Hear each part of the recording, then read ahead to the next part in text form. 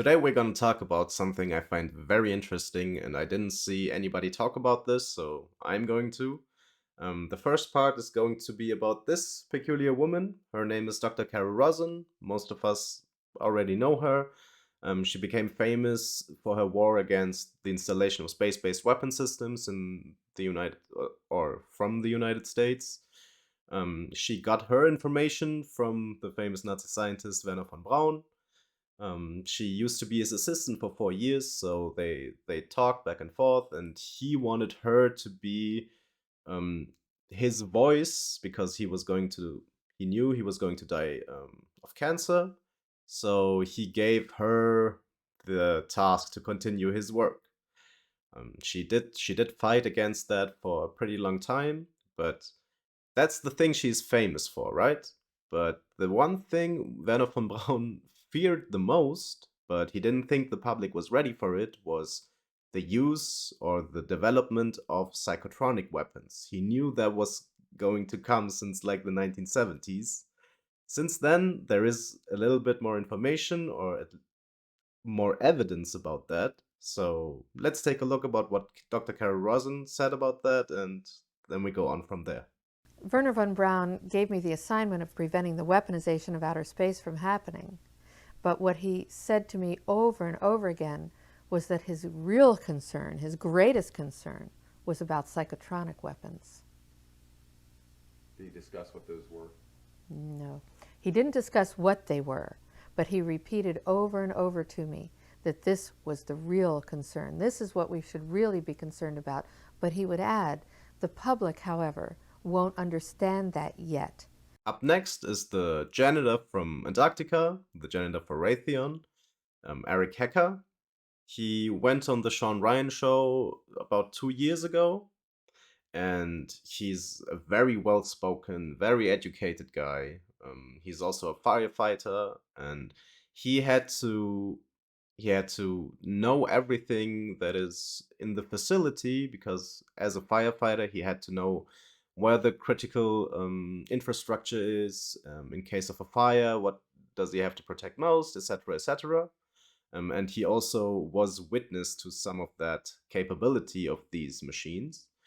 In this part, we're going to take our focus to one particular thing he said about directed energy weapons. He's calling one of the capabilities of this system mind to skull technology, but that in itself is like the psychotronic system that Dr. Carol Rosin talked about, and this is one corroborating testimony from another guy more than 20 years later, and let's take a look. What other kind of things can this? Oh boy. Voice to skull technology. This is also in the foray of directed energy weapons. What is that? The ability to, let's just say, throw your voice into your head or my voice into my head, or allowing algorithms that now they can blanket a whole geographical area and they can make everybody change their thoughts. They can, I use the term intrusive thoughts. Back to that fork in the road analogy. If you find yourself where you have to make a decision about something, next thing you know, you catch yourself kind of having an argument in your head with your own voices. Well, the ability to add another one of your voices in there, but have it controlled by somebody else's microphone, so to say, is a very powerful tool. And I think this is a weapon of war that we are seeing happen to everyone around us. The Department of Defense recently started initiating protocols for their employees, their agents, to discuss Havana syndrome-like symptoms. And on that list is that their agents are hearing voices in their head. And this is what they're getting at. This is that technology that, next thing you know, you're trying to make a decision, but there's another Sean in your head that now is actually somebody else's control. And through the manipulation of that voice, they can now push you, just like we have, the cell phones are weaponized now, the social media platforms, and they can engage with an algorithm, and they know that they can push you in a direction by repetitive information being displayed in front of you, similar to the tachistoscope in grammar school, that they can learn your system and they can learn to manipulate it on a personalized level. So in here, he briefly talked about Havana syndrome. Most of us already know what that is. If you don't, you better look it up. It's pretty interesting, pretty wild. Um, but one of those symptoms is like hearing a voice in your head, or like hearing thoughts you wouldn't have. A lot of people had that happen to them. And one more thing he's talking about is putting advertisements into your dreams.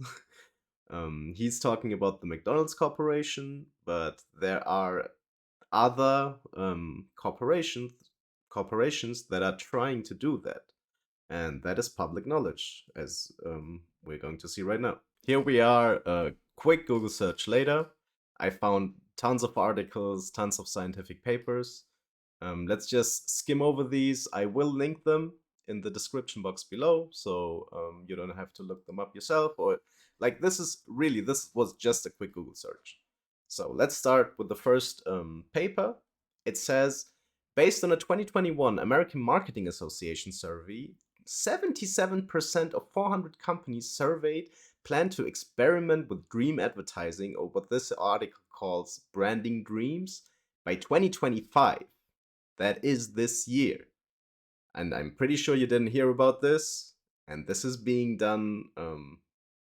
This is just being done because there are no rules for this right now. This is uncharted territory, guys.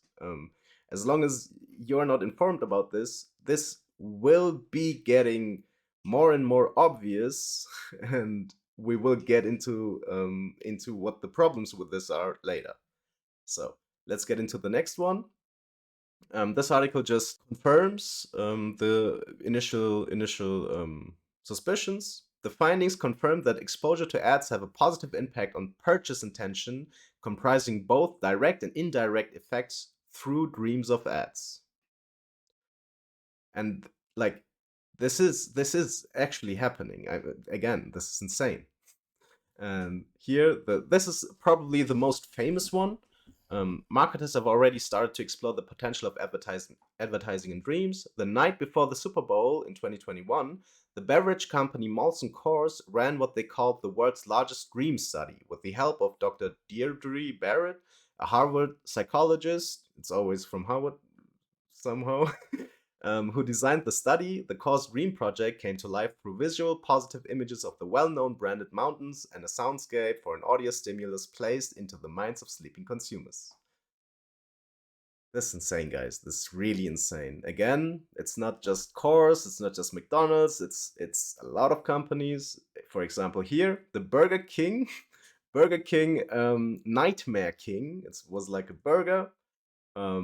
They launched that too, and researchers found that the burger like increased the incidence of nightmares by 3.5 times. So this is very effective.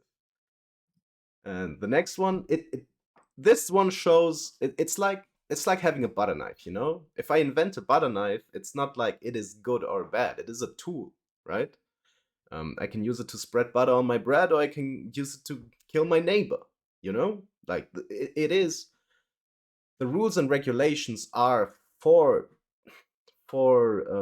limiting the use of what potential harm can come from this, and there are obviously positive effects. A 2014 study found that smokers exposed to the smell of cigarettes and rotten eggs while they slept smoked 30% fewer cigarettes during the following week, while Stickgold said other work had shown that racial bias can be reduced by targeted dream incubation. This whole thing is called targeted dream incubation. So there could be way more positive effects on this, especially if you have if you from your childhood or from like past experiences, if you have thought patterns that you don't like.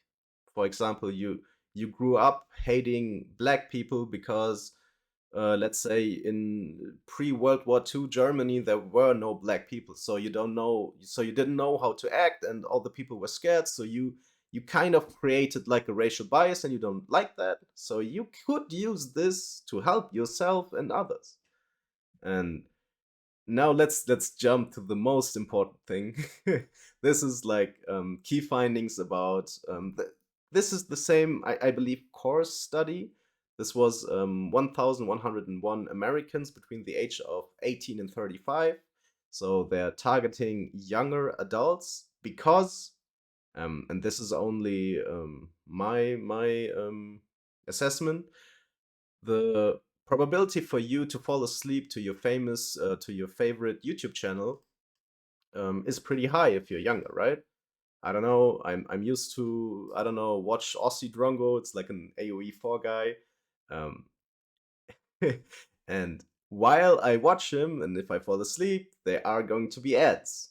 And this is very scary what I'm about to talk about here right now, but let's just skim over this. More than a half, 54%, have at some stage had a dream they believed was influenced by an advertisement or included ad-like content. That's insane. Like, that is over 500 people. That is so insane. And here, like in two and five of them, it happens between once a month to every day.